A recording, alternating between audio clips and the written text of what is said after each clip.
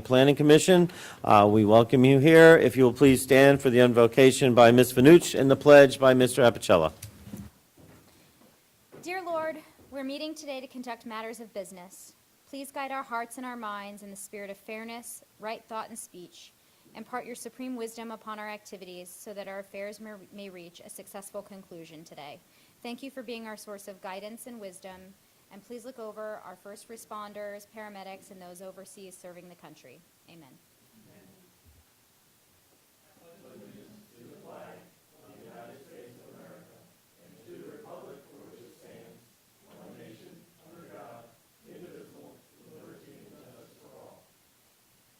Thank you very much, Ms. Vanucci and Mr. Apicella. As is our normal order of business, we have our roll call. So, Ms. Bailey, if you'll call the roll. Mr. Apicella? Here. Ms. Vanucci? Here. Mr. English? Here. Mr. Boswell? Here. Mr. Rhodes? Here.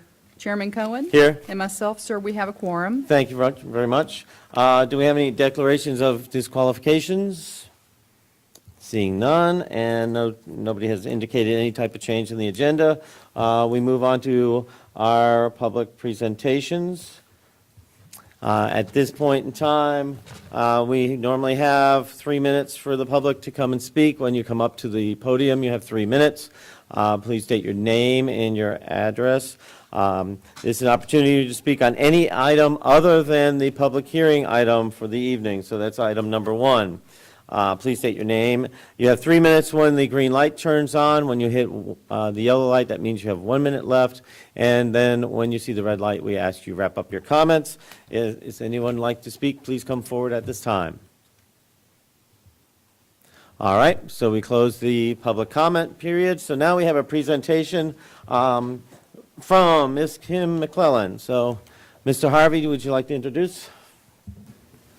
Thank you, Mr. Chairman. This is Ms. Kim McClellan from the Fredericksburg Area Association of Realtors. She's here to give a briefing on a regional housing study. Good evening. Thank you. Good evening. Computer, please. My name is Kim McClellan. I'm the Public Policy Director for FAR, the Fredericksburg Area Association of Realtors, and I'm joined tonight by Debbie Irwin. She is a realtor. I'm not a practitioner, so I just play one on TV. But Debbie's going to help answer any questions about the market that I can't. She's a former president of FAR and has been a realtor for quite a long time. So thank you so much for allowing us to come speak about our housing study. I'll just give you a little bit of background about why we did this. We did not have a new idea with this. We kind of borrowed from our neighbors to the west. Our association in the Greater Piedmont area worked with Culpeper County to come up with a housing study that they were then able to turn into their affordable housing part of their comprehensive plan. We thought, hey, this is a great partnership. Is there some way we can do something similar at FAR? And we decided that we were going to do a baseline study on where we're at with housing and demographics for our 5 jurisdictions in Planning District 16. We know that regional numbers are great, but you guys need individual numbers for your specific county. So the way that we put the presentation together, we have a wonderful intern from Mary Washington who put together this beautiful presentation. You'll see a couple of slides I added that are not as beautiful, but I pulled out Stafford County on a couple so you can see, but mostly you're going to be looking at the region as a whole, and we'll look at Stafford County specifically. So next slide, please. We'll just look at some population highlights. These are not going to be anything that's crazy to you, but I think it's useful to look at it in context with some of the other jurisdictions. We obviously have grown a lot. One thing that I wanted to pay particular attention to is that median income number. You'll see along the bottom, median income for the 5 jurisdictions, and Stafford's is obviously incredibly high. But we're going to delve a little deeper into that median income because it does vary when we're talking about households, renter households and homeowner households. Next slide, please. So this details those disparities, which obviously they are great, especially in Stafford County. You're looking at a median income of homeowners of $113,000. On the flip side, renter incomes are $55,000. That is a big disparity, and when we see that in other jurisdictions around the region as well. Yes. I just have a quick question about Yes. that. When you guys are including the incomes, do you include like BAH, for example? We have a lot of military in Stafford County, so I was just wondering like if their, military income might be like $40,000 if they're renting a house, but their BAH is like $2,000, $2,500, which is what they use to rent the house. I'm wondering if that's why there's such a huge disparity, maybe? Possibly. I don't think BAH is included. These are income statistics as reported by the state. Okay. So I don't think they count base housing allowance into those income Okay. numbers. But you know what? That's a great question, and I will check with our researcher. I have not gotten that one yet. Anything that I don't know the answer to, I will definitely get y'all an answer on that. Thank you. Would make me feel better, at least. Yeah, well, and, you know, King George is obviously a big, when you look at their housing, their income, it's a huge difference because of Dahlgren. That skews a lot of their income in the county. So I will get the answer to you for that question, but it is a big difference, and we see that across the region. So when we're looking at incomes, we'll go ahead to the next slide and look at a little bit of demographic patterns. So these folks who are owners, you know, how many do we have across the county? What is our home ownership rates? Obviously, it's no surprise, it's lower in the city. The city has a lot of rental housing, a lot of older homes that are rented out. Stafford has a very high home ownership rate. But what is that going to look like in 10 to 15 years? Certainly millennials are delaying home ownership. I think a lot of our members, and Debbie, you can correct me if I'm wrong, but anecdotally I'm hearing that millennials really aren't any different. They want to buy houses. They're just on a longer time frame. So as they start to get married and have children, they look to communities like ours to move down to. They're just doing it a little bit later. But what are they looking for? Are they looking for smaller footprints? You know, that's something that we're always looking at. So looking at the number of households, family households, obviously this is a family community in Stafford. You have 82% of the household makeup in Stafford County is families. That's people, it's married couples with children, married couples without children, and then single family households. So we'll go to the next slide. So this is one of those ones that I did that is not very pretty compared to the other slides, but I wanted to pull Stafford out so you can really see that breakdown. Debbie and I were talking when we were having dinner before now, that one thing that's really missing, which isn't exactly captured in this pie chart, is senior housing. We don't have a lot of senior housing, and when you look at that number, okay, people living alone that are over 65, 4% doesn't seem like a lot. But anecdotally, what Debbie had told me when we were having lunch is, having dinner, a lot of those 34%, those married couples without children, are older folks who, not older necessarily, but would look to live in a senior community.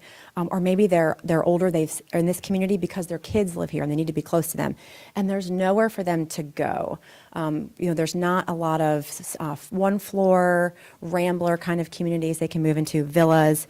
So that, I'd love to see if we could kind of break that married couples without children down to show you maybe 55 and older, because I think that would really show that we're missing a piece with senior housing. Okay, so now we'll go to the next slide. So where are these people living? Are they working here, living here? The resident workforce in Stafford is 34%, which is pretty low compared to some of the other jurisdictions. Certainly Caroline has a lot of commuters. I know this is no surprise that 64% of our population are out commuters. They're going elsewhere. In the actual study, which I think I've emailed you all, there's where those people are going, whether they're in Virginia, in DC, or commuting to places outside of Virginia. Next slide. So of all these households that we have, where are these folks living? How many housing units do we have? And I thought that was very interesting that actually Stafford has less housing units than Spotsylvania. I don't know why. I didn't think that would be the case. But 45,759 housing units, which is up 4% from 2007. So it's not as big of an increase as I think that people sometimes think, that we've had so much new construction. And I'll show you in a second another chart that proves that.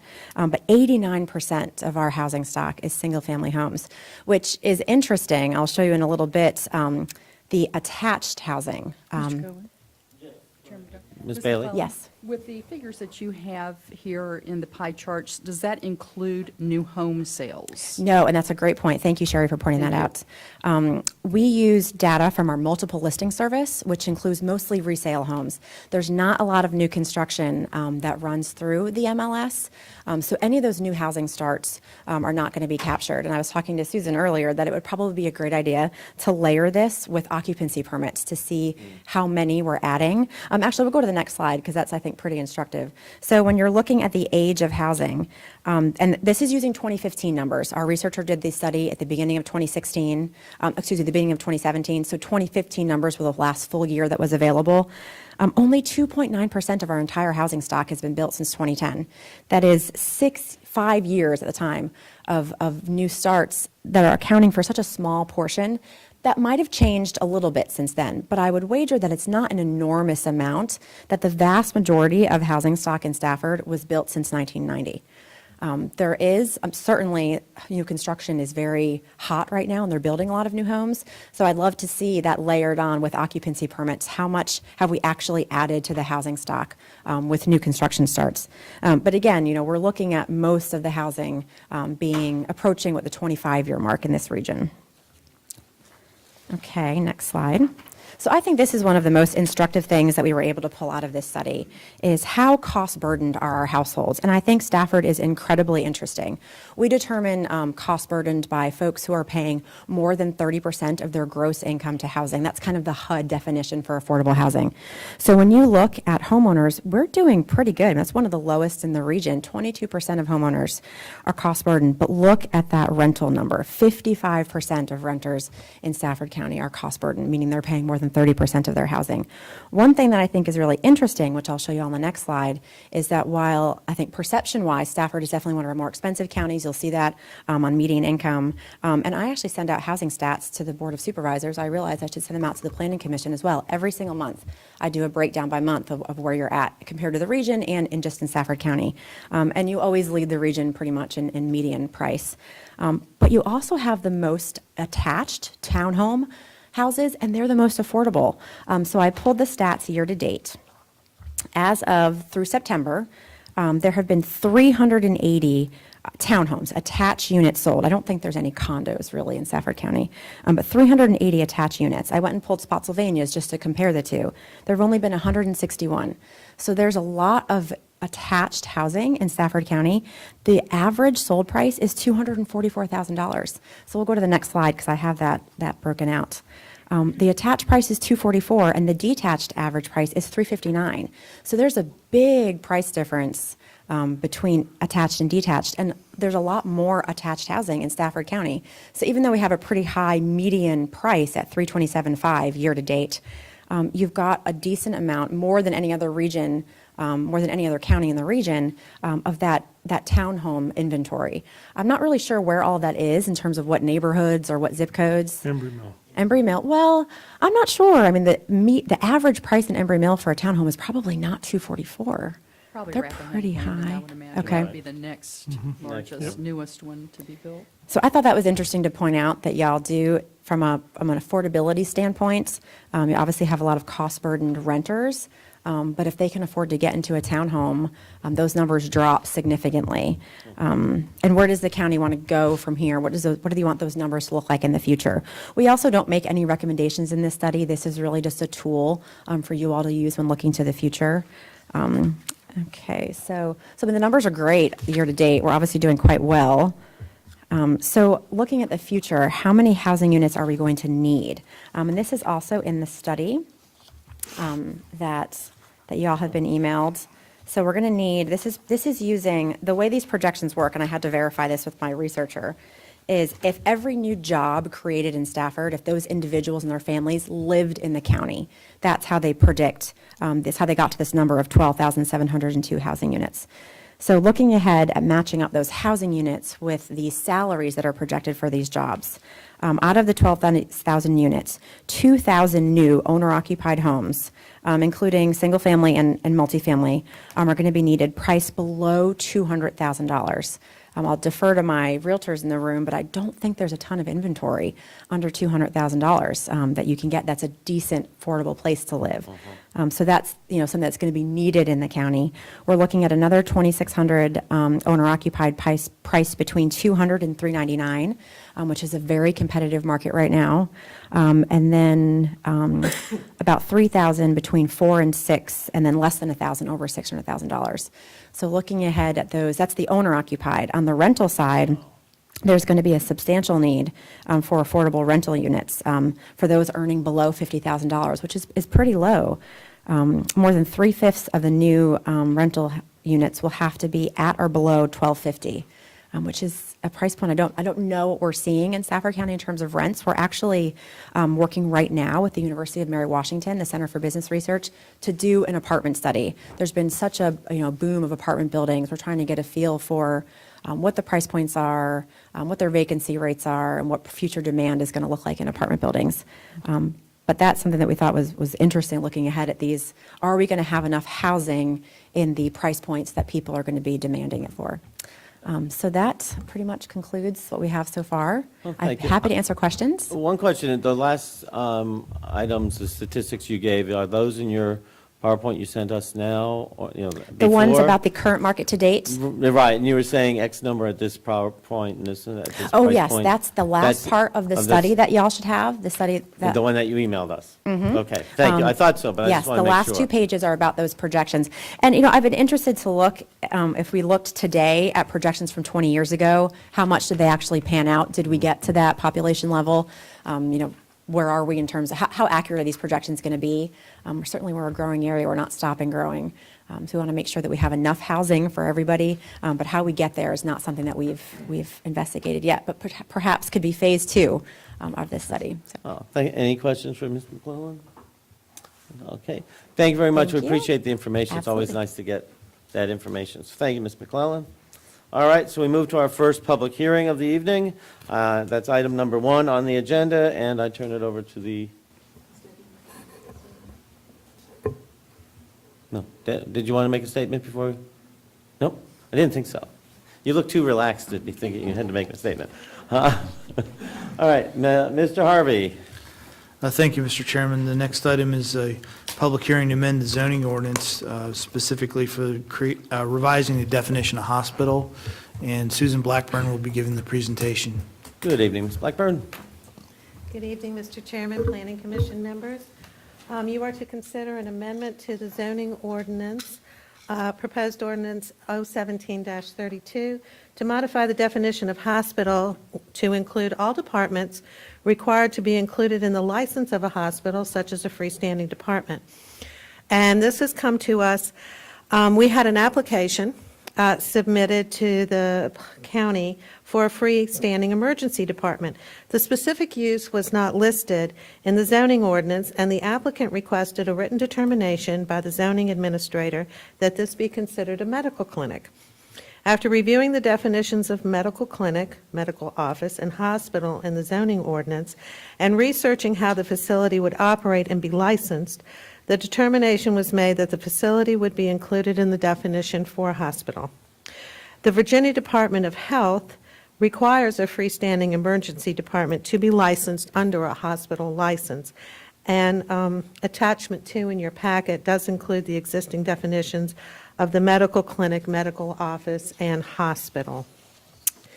Now, with this determination, the applicant did not agree with the decision and appealed the determination to the Board of Zoning Appeals. And on May 23rd, the Board of Zoning Appeals voted to uphold the determination of the zoning administrator. It is my understanding that the applicant has appealed the decision to Circuit Court, and the last I understood that it was still on the court docket for April of 2018.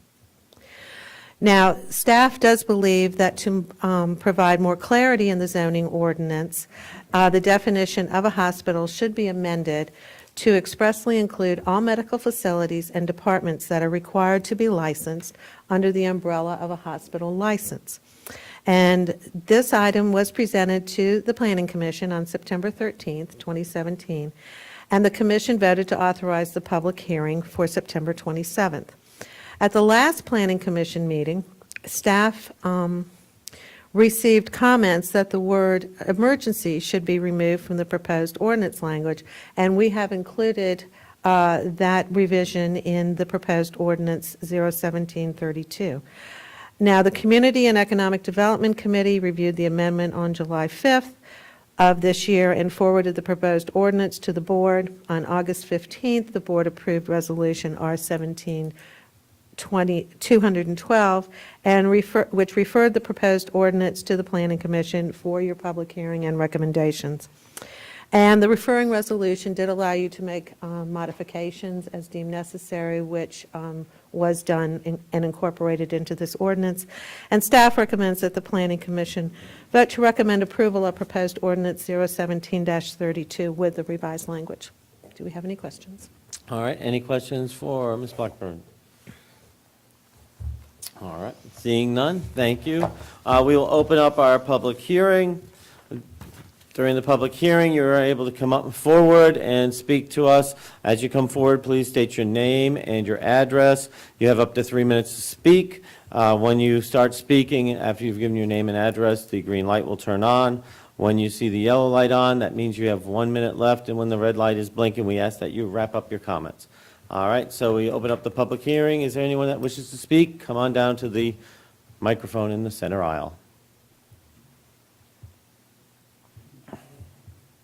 Okay, just come down if you'd like to speak.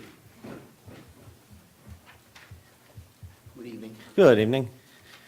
My name is Mohammed Rahman, and I am with the Islamic Center of Stafford. Today I'm representing the All Muslim Associations of America, here to speak about the cemetery, the proposed amendment. Okay, no, that would be during the earlier one. This is just about what Ms. Oh. Blackburn was talking about, Okay. which would be the hospital, language for the hospital I see. ordinance. So- So beforehand, before they did the presentation about the different types of housing, we had a public comment time, and I said that's when you could have I come see. down to Okay. that. All right. So, Appreciate it. When we meet again in November, if you'd like to come at that time, you're certainly welcome to come I down appreciate there. it. Thank you very much. Thank you Thanks. very much. I know it's a different process as you used to I understand. Okay, try to get great. used to.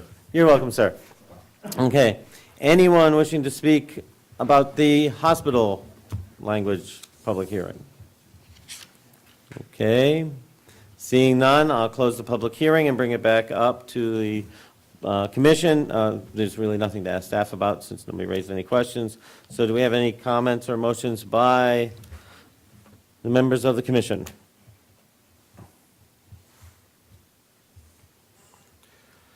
Mr. Chairman, Yes, Mr. Rhodes. I make a motion that we recommend approval of proposed ordinance 01732, item number 1, All right, do we have a second? Second. All as right. amended.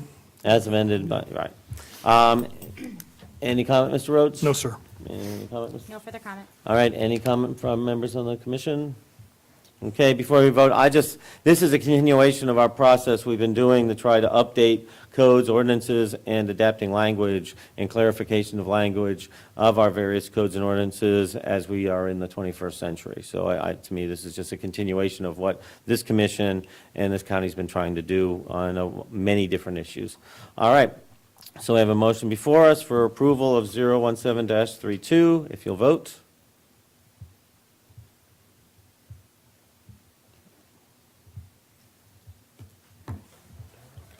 Come on, dear, I'll get it together. And it passes unanimously. Thank you, Ms. Blackburn. All right, that takes care of our public hearing, so now we move to unfinished business. Mr. Harvey, and we'll then go back to Ms. Blackburn. Thank you, Mr. Chairman. Ms. Blackburn will give an update on this item. Mr. Chairman, Planning Commissioners, this is an update on proposed ordinance 017-30, which is an amendment to the code to create a definition for e-commerce. And you first heard this, a couple months ago. No, a couple weeks ago, I'm sorry. And at the October 11th Planning Commission meeting, we were informed that there were certain regulations through the state code that we had to abide for. And one of the main issues was concerning firearm transfers. And there was a move to have them be treated differently than other in-home businesses, and we were told that that could not be done. And with that being said, the commission focused their discussion on businesses conducted in the home towards the definition of home occupation and home businesses. You wanted to know the differences between the two as they are defined in the zoning ordinance, also how Spotsylvania County regulated businesses out of the home and how a business might impact the neighborhood. You also mentioned such items as how many customers a day, deliveries of merchandise, and the number of employees. Questions were also asked concerning the differences between manufacturing and creating items from sewing, arts and craft, etc. Now, staff, I have provided the regulations for home businesses from Spotsylvania County and the City of Fredericksburg and Fairfax County, so you can review them. Staff has highlighted the differences in the two definitions of home occupation and home businesses that are in the current Stafford County zoning ordinance, and staff will be drafting regulations to incorporate the impacts mentioned by the commission and any additional input the commission members will provide. The commission also agreed with staff that this subject requires more time to discuss and determine the best course of potential changing of the regulations of all types of home businesses in addition to e-commerce activities in the county. And you voted to request more time from the Board of Supervisors to accomplish this. And this will go forward to the board on November 21st to ask for additional time. All right. Any questions or comments from Ms. Blackburn? Mr. Apicella. Mr. Chairman, it's really just a comment. I'm a little concerned because the timing is a little askew. We're going to be asking the board for more time, which I hope they grant, but that decision won't happen until after the deadline to authorize this for a public hearing. So I'm not quite sure what we need to do. Okay. Mr. Harvey? I believe we talked about this on Monday, but how best to proceed?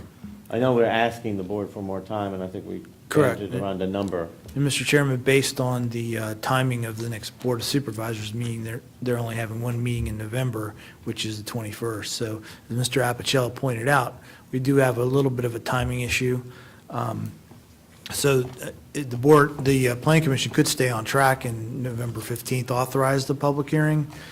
The ad won't run in the paper until after the 21st, so if the board, commission so directs us and the board grants the approval on the 21st, we could have the ad pulled and we continue on with the discussion later. Okay. Is that sort of the feel? And I think, are we asking the board for 100 days? Yes, Mr. Chairman, the way staff has drafted the resolution and report at this point in time is that the report would acknowledge that the commission's been working diligently on this matter and has determined that e-commerce is a bigger issue than just a definition. It involves a lot of activities that are related to home-based businesses, and that subject matter requires a lot more discussion and probably other amendments. So the request is to the board to grant more time on e-commerce, but also to allow the expanded scope to include discussion of home-based businesses. Okay. Thank you. Any other thoughts by members of the commission? We have to authorize a public hearing tonight, Jeff, is that what you're saying? No, sir, it's your next meeting in November. Next meeting. Okay. All right. And we don't, since we already sort of asked at our last meeting for more time, we don't have to make a motion for asking more time, since you're going Correct. forward with that already. All right. And so once again, if anyone has any ideas or suggestions, Ms. Blackburn is dying to have them sent to her so she can continue her quest. I did actually find out about those LuLaRoche. LuLaRoe. Yeah, LuLaRoe things from somebody I worked with yesterday. No, somebody I worked with was actually wearing a pair. Yes.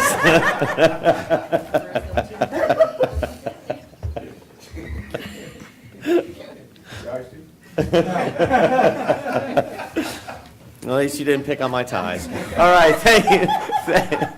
That is a picture I don't want in my mind. Yes, really. Sorry, Ms. Bowen. Yes. Have it, really. All right, so have it noted that I did not start that. Okay, so now we have no new business, so we move to Mr. Harvey's report. Please bring us back to some semblance of sanity. Well, thank you, Mr. Chairman. The first item on the planning director's report is regarding a request by the Board of Supervisors to conduct a joint public hearing. Last Tuesday's board meeting, the board adopted a resolution requesting the Planning Commission to participate in a joint public hearing for a proposed proffer amendment as well as conditional use permit amendment for property owned by Mary Washington Healthcare. As you may recall, they have the main hospital complex, which which is the west campus, and there's also an east campus where there currently is a farmer's market being conducted on a series of parking lots that were constructed. That initial concept had 10 office buildings that was approved on a site plan to be built. However, it has not moved forward for construction. Currently, there's a proposal to have a new option for that property. A company called CRA has submitted an application requesting an amendment to the proffers, specifically the GDP and other factors, to build a one-story medical office building that's approximately 110 feet in size, which would roughly be very similar to the square footage that was approved on the prior site plan, but it would require a reconfiguration of the property and some of the proffers as well as CUP conditions. This economic development prospect, it should they be awarded a federal contract, will be under a very tight timeline to have a building constructed and open and operational. That is the reason why the board is requesting that the Planning Commission participate in this joint hearing. The board has suspended its bylaws to accommodate this request. The staff would ask the Planning Commission its consideration for scheduling a special meeting for that joint public hearing. All right, thank you. And I believe what we need to do is technically accept their invitation and then announce that we're having a public hearing, having the joint public hearing, correct? Oh, that's correct, Mr. Chairman. You need to announce the special meeting of the Planning Commission. Yes. Okay, any comments from members of the Planning Commission? Okay, so I'll officially say we accept their invitation and that we are announcing that we will have the meeting on the 19th of December At 7 p.m. at 7 p.m. All right, and if people are asking at home, those still watching, I believe, and correct me, Mr. Harvey, but the information on that was in last week's Board of Supervisors agenda. That's correct, Mr. So Chairman. if people have questions, that's where they can find it easily. And I have forwarded that information in an email with a link to the Planning Commission, and staff is working right now on finalizing some comments at the staff level and communicating back to the applicant. Once we've completed that process, we intend on providing the commission and also the board with a side-by-side comparison table that can take a look at what the current proffer is and what the proposed change is to help everyone better understand what's being proposed in advance of the public hearing. Thank you very much. Thank you, Mr. Harvey. Continuing on with my report, the Board of Supervisors also requested the Planning Commission consider amending the bicycle and pedestrian plan element of the comprehensive plan. That plan element was originally adopted in 1996 and is out of date. Staff has begun the process of doing some of the background research and looking at the regional bike ped plan and updated standards for those types of facilities. Staff would ask the Planning Commission as far as what guidance you want to give us. Do you want to form a committee going forward, or would you rather have staff put together a proposal for a work plan that the commission can endorse? Mr. Chairman, I'll leave that up to your direction. Okay. I'll put it up to the commission. I know what's, my feeling from people's opinions about the number of subcommittees we already have or have anticipating. But anybody have any preference? Yes, Mr. English. My recommendation is just like Mr. Harvey said, just go ahead and have staff come up with a plan for us and let's Okay. Yep, all right. I think everybody's in agreement. Having staff come forward with it would be probably the best route of action. It's probably not a whole lot on it, is it, Jeff? How many pages is it, do you know? Well, Mr. Chairman, Mr. English, the current plan's very slight. There's not a lot of detail and information to it. A lot of things have happened in the last 20 years, and we've got a lot more community input on the desire for trails and bicycle lanes. So we would probably need to work with the commission on doing some outreach and more documentation of what the public desires are. We've had some feedback from Parks and Rec, and they're also involved with at the staff level, helping us with the background research. So we anticipate that this plan will be more robust and have more specific recommendations. And if memory serves, there's no specific time frame on this. That's side. correct. The direction was for the commission to develop the amendment, and then as you feel like it's pretty much ready to go, then you'd send it back to the board to request authorization to conduct public hearings. Okay, Mr. Apicella? I was just going to say, Mr. Chairman, with all these kinds of changes, I think it's probably helpful to look at our peer communities to see what, if anything, they might have and might be useful to this process. Certainly. And I think during when we were doing the comp plan work, when we had public input, some people may have made some suggestions. So Mr. Zurath may have some either notes or comments or some of those large maps where people had said that they were sort of thinking that. So I think that may be a good place to start from. And indeed, quite honestly, if we're thinking of what public to sort of reach out to, the people who came to those meetings might be a good one just to communicate with and say, we're looking at this, do you have any thoughts? Yes, Mr. Chairman, and staff, as part of our work plan, will put together first a notional list of potential special interest groups that may want to have input. For instance, the Fredericksburg Area Running Club, the Fredericksburg Bicycle Club, and other types of organizations. Plus, as you mentioned, people have come before the commission in the past and have given some comments about specific trails or lack thereof.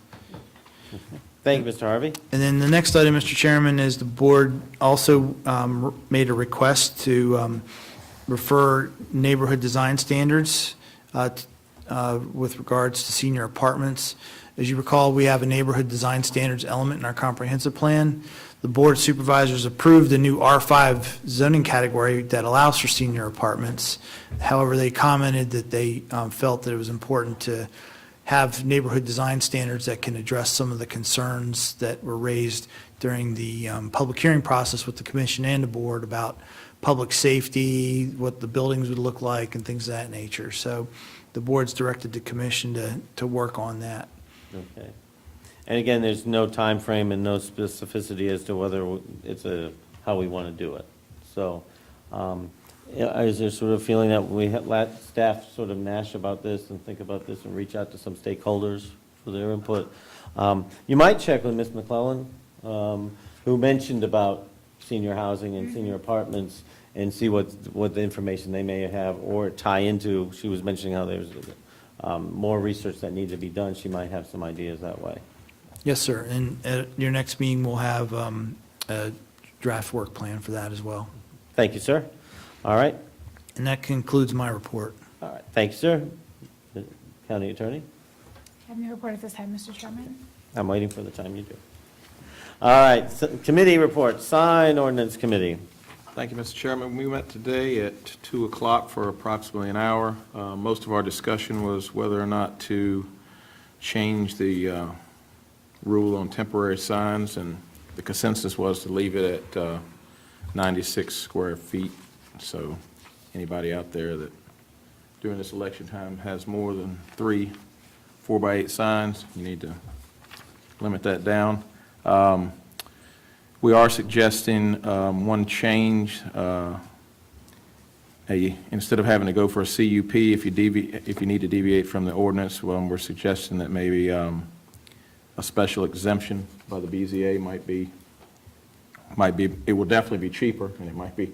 I see my friend going for the mic down there. I'm just curious, what's the volume of requests that come? It's not that many. What staff is telling us is it's basically coming into play mainly with banks with directional signs. It's not like they're getting a slew of them, but from what I'm understanding. But if we require them to get a CUP, you're talking about $10,000, and a special exemption, I was told, is $700. So. And is the sign committee going to recommend some criteria so that it's done in a fair and objective manner? That's what staff's going to be working on, yes. And it will have to, be across the board. It's not going to be site by site. It's going to be a formula. Great, thanks. And the next stop for this is going to the Community and Economic Development Committee to see if they want to put this through with this board or whether we're going to move it into next year.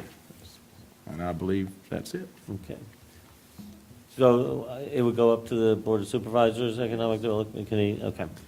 All right. And Mr. Chairman, just for and general information, since that would be an issue that's in the zoning ordinance, the board really, unless it wants to suspend its bylaws, wouldn't act on a referral until January.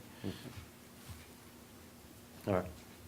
Okay, thank you, Mr. Rhodes, yeah, Mr. Roy Boswell. That's where I got that row. Landscaping standards. Yeah, we've kind of finished up our committee meeting today. We're going to meet again in December and should wrap everything up and bring something back to the commission probably maybe the first of the year. Okay. That's what we're looking at. All right, thank you, Mr. English. Drive aisles. Well, looks like we're the fastest subcommittee yet again. No, I'm just kidding.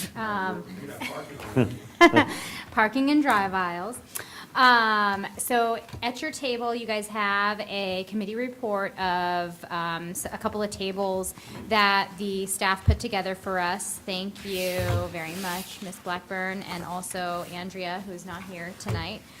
So we thought we could let you guys ponder on this for a couple of weeks, review it, and then we will be addressing, Mr. Cohen brought up a question regarding the width of parking spaces. So Jeff and team are going to do a little bit of research on neighboring counties over the next couple weeks prior to the next Planning Commission meeting in November, and come to us with what the other counties are requiring for a minimum parking lot width, and decide how we want to put that in the draft ordinance. And so I am committing to the commission that by the next meeting, we will have the draft ordinance as part of the agenda. You guys can take a look at this. If you have any specific questions on why anything was done, please feel free to email myself or Mr. Rhodes or staff. We're happy to walk you through some of the changes that we made. One of the biggest things was just creating more transparency and ease of understanding of the different categories, the number of spaces, and loading spaces. We did make a significant amount of changes to the required loading spaces based on stakeholder feedback to the county. So anyway, that's a summary of where we are, and we're hoping to have this finalized by the next meeting for the commission to be able to ponder on and make any suggestions or edits. Any questions? Okay. Did you say the size of the parking lot or the size of the space? I'm sorry, the Space. space. Who knows what I said, but I meant the space. Right, and to be clear, when, in our landscaping committee, we talked about parking spaces, and I kept wondering if we were going to address the idea that the vehicles are now wider and the doors are wider and the spaces seem to be more narrower. And so that's why I appreciate your committee looking back at that and Yeah. staff looking back at that, because to me I'm that's. way wider than I once was. Yeah, yes. I was just going to say, I think that's a great idea, because one way to create more spaces to meet the minimum threshold would be to skinny down the size of the Right. space. I'll give you an example. At the VRE stations, those spaces are pretty tight, especially when you get these large trucks that take up a whole space, and the back end and the front end are jutting into the other space Yeah. and actually into the road. So And I and can see where that minivans and can be an issue. SUVs and Yeah. Hummers and, Oh, yeah. yeah. So thank you, I appreciate No, you, that's a you're willing great- to look into great that. point. So if I'm understanding correctly, sign ordinance is basically done, going forward to the supervisors. Parking lots will be done by November. To a certain degree, landscaping is done, just that staff needs to do some fine tuning. Mr. Harvey, is that basically what we were deciding today? Yes, sir. Okay, so my hope is that at our November 15th meeting, we delve into looking at the, how we would like to structure and deal with the other two subcommittees that have yet to be established, so that people have an understanding of our timeline. We had said, when both those two other issues, the A1 uses and the cemetery ordinance came up, we felt that we already had a lot of items on our plate, and so I think many of the items are getting cleared off our plate, so now we can put more helpings around Thanksgiving. All right. Crystal, maybe we shouldn't be done first. I know. I think we're going to get volunteered right off the bat. That's what happens right. when we're fast. You're speedy. That's Yeah, right. We're very thorough and we're very quick. That's Go right. back and relook at it. That's right. And Mr. Boswell and Ms. Bailey, the B&B team, oh, that'd be great. All right. So that's what we're sort of looking at. Anything else, Mr. Harvey? Not that I'm aware of, Mr. Chairman. All right, thank you, sir. I put on here just the DC to Richmond rail, what they're calling high-speed rail. I went to the public session last week. And they are still accepting comments. I think the representatives from Falmouth and Aquia would be well-served to sort of check out the plan, see what they have online, and make some comments if you think it makes sense. For a large degree, they have taken the comments from the public into consideration in sort of what they're planning to do. So I would just recommend to anybody, and if you're watching at home, the link to that is on our agenda. He's so hopeful. I know, I am hopeful. And I don't make an assignment. All right, other business, we have our TRC information, which is the Stafford Hospital Priority Project. And that, And Mr. Chairman, that date may be subject to change depending upon when that site plan is filed. We initially thought it may be filed by the end of this week. It looks like it may be middle of next week, so we may have to adjust that date. cool, thank you. Hence the term tentative. Thank you for, as always, planning ahead. We are now moving to the Motion Mike for approval Road of section September of the 13th evening. minutes. All right, we have a motion for approval of the September 13th minutes. I think Mr. Boswell beat you out just by hairs. We certainly know it's not hair. All right, so we have a motion for approval. All those in approval of the September 13th minutes or against, please vote. Mr. Okay. Chairman, I make approval for the September 27th minutes. It's Rhodes and Bailey this time. I can't get it together. And please vote.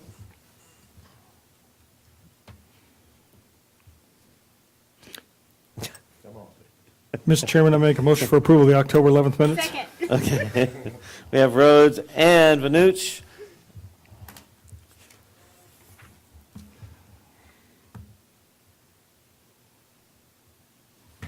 Leave not alone, Stephen. Second, but I'm not voting. All right, and we have approval. Any other items for the meeting? And so we adjourn at 7:16. Thank you. Not quite beating Mike Rhodes.